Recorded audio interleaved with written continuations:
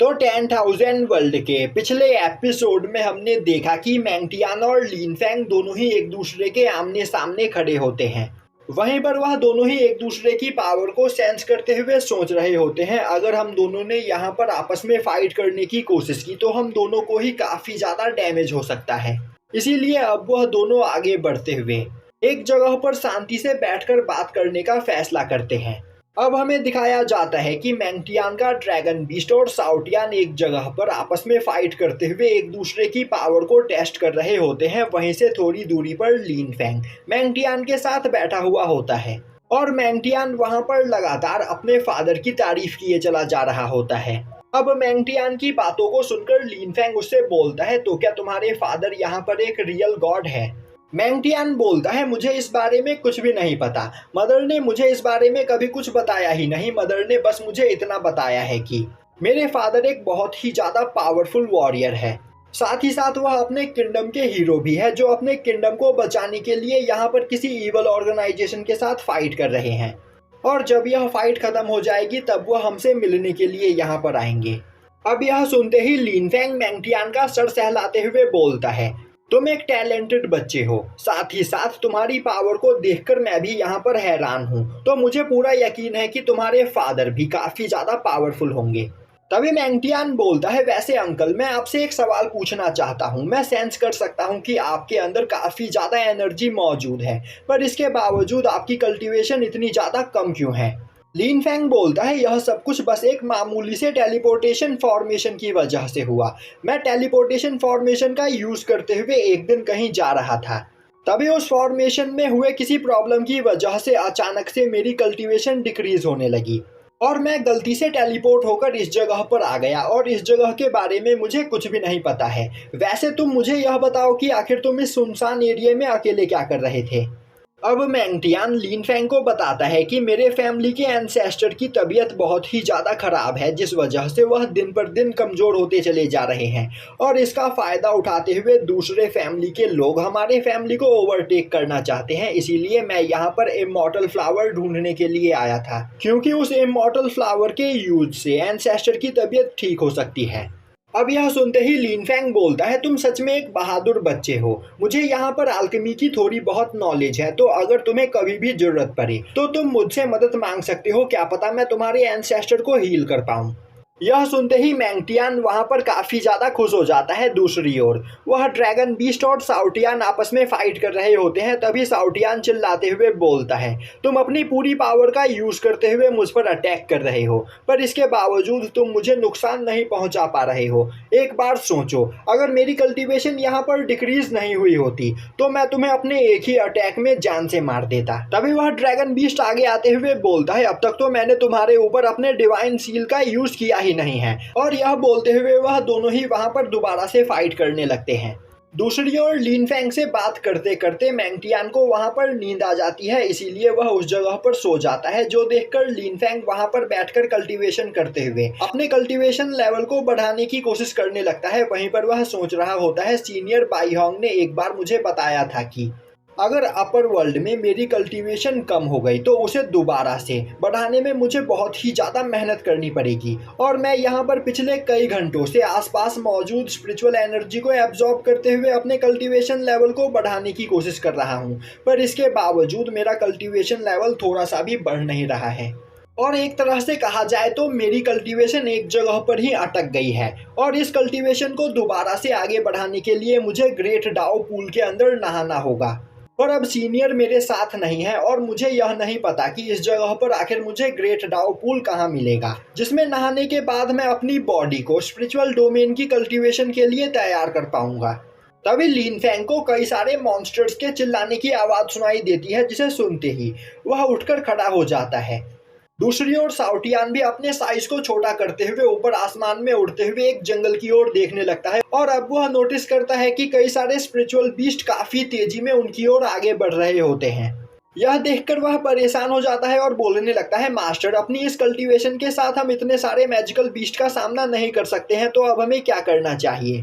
तभी उस आवाज को सुनकर मैंगटियान भी अपनी नींद से उठता है। उसी वक्त लिनफेंग अपने फिनिक्स विंग्स को बाहर निकालते हुए काफी तेजी से उड़ते हुए उन मैजिकल बीस्ट की ओर आगे बढ़ने लगता है और अब वह अपने 10,000 स्वॉर्ड टेक्निक का यूज करते हुए उन सभी बीस्ट पर अटैक करते हुए उन्हें घायल करने लगता है।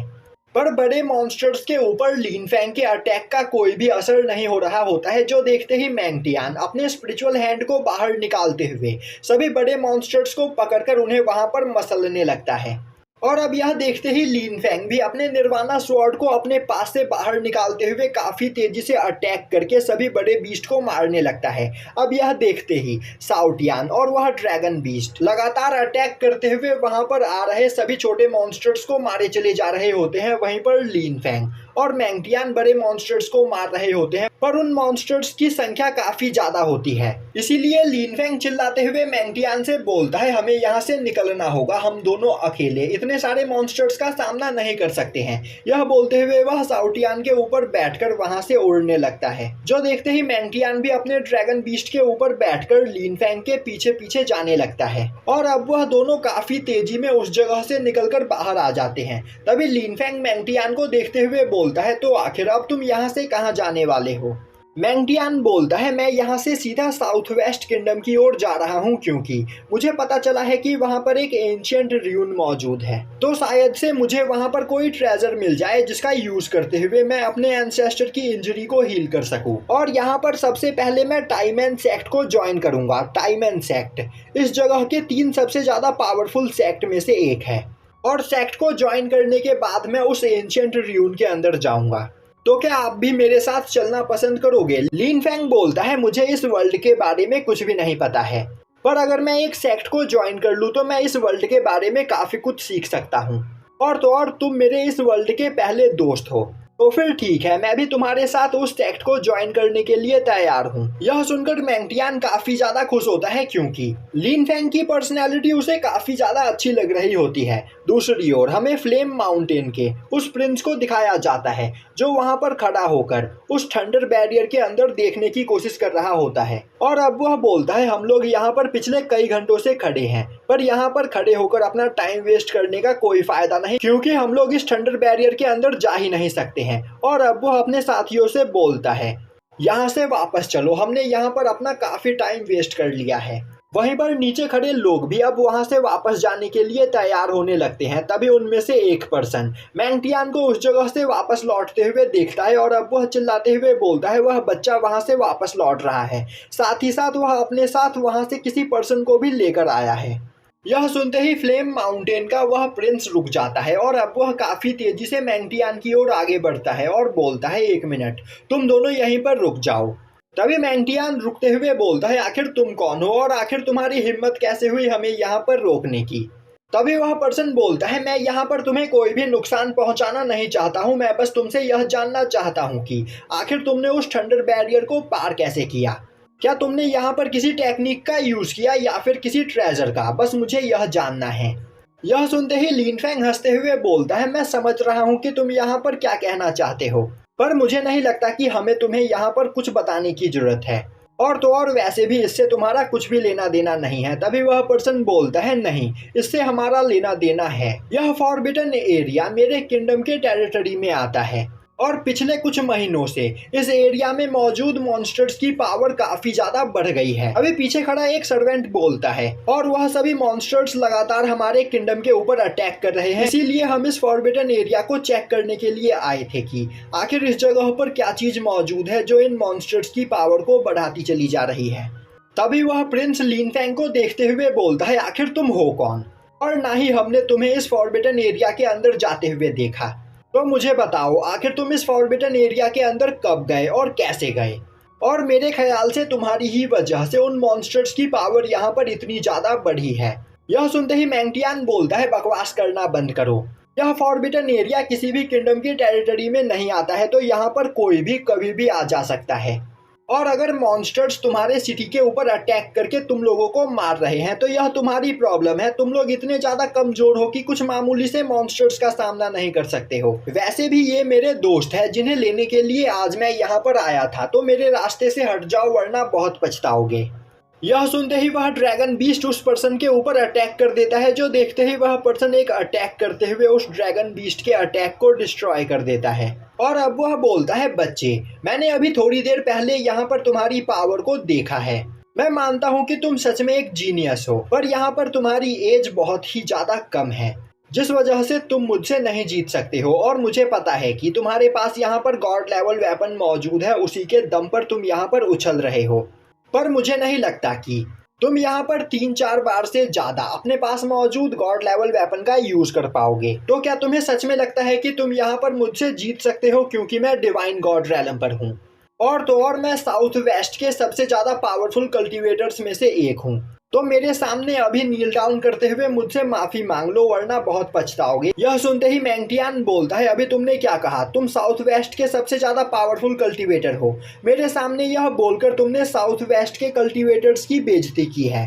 यह बोलते हुए मैंगटियान अपने पास से अपने डिवाइन सील को बाहर निकालते हुए उस पर अटैक करने के लिए तैयार हो जाता है। अब यह देखते ही उस पर्सन का सर्वेंट बोलता है, बच्चे, आखिर तुम्हारी हिम्मत कैसे हुई मास्टर सांगवान के सामने ऊंची आवाज में बात करने की? और अब वह अपने पास से एक स्पीयर निकालते हुए मैंगटियान के ऊपर अटैक करने की कोशिश करता है, पर उस डिवाइन सील से टकराते ही उसका स्पीयर डिस्ट्रॉय हो जाता है। और अब मैंगटियान अपने डिवाइन सील को उनके ऊपर अटैक करने के लिए आगे भेज देता है। अब बस उस डिवाइन सील के प्रेशर से ही उस सर्वेंट की वहां पर हालत खराब हो जाती है और वह दूर जाकर गिरता है।